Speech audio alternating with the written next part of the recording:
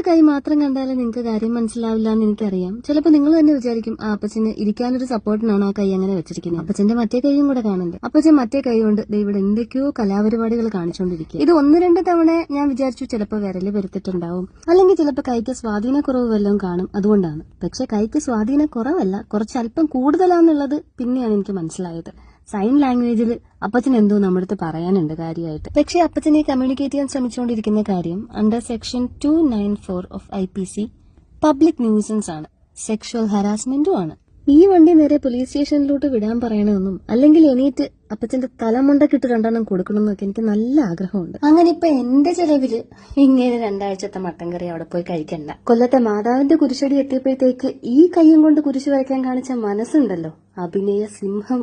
ഈ ഒരു പ്രമുഖനെ 4 പേര് അറിയണ്ടേ? ഈ ഒരു ഷർട്ടോ, ഈ തലയോ, ഈ സ്പെക്സോ, ഈ മാസ്കോ ഒക്കെ വെച്ച് കുറഞ്ഞ പക്ഷം ആ വീട്ടുകാരെങ്കിലും ഇങ്ങനെ അറിയുമല്ലോ. ഞങ്ങൾ പുറകിലിരുന്ന 2 പെണ്ണുങ്ങൾ ഇത് കാണുന്നുണ്ടല്ലോ എന്ന് ഉറപ്പുവരുത്താനായിട്ട് പാവം ഒരുപാട് പെടാപ്പാട് പെട്ട് 2 സൈഡിൽ നിന്നും കൂടെ നോക്കുന്നുണ്ടായിരുന്നു. ഞങ്ങൾ 2 പേര് കണ്ടപ്പോ എന്ത് മനസംതൃപ്തിയാണോ പുള്ളിക്ക് കിട്ടിയത്, അത് നിങ്ങൾ എല്ലാരും കാണുമ്പോൾ കുറച്ചധികം കിട്ടൂലേ. ഈ പ്രായമായവർക്കൊക്കെ എന്തെങ്കിലും ആഗ്രഹങ്ങളുണ്ടെങ്കിൽ നമ്മൾ അത് നടത്തി കൊടുക്കണ്ടേ? അപ്പൊ ഷെയർ ചെയ്തോളൂ കേട്ടാ.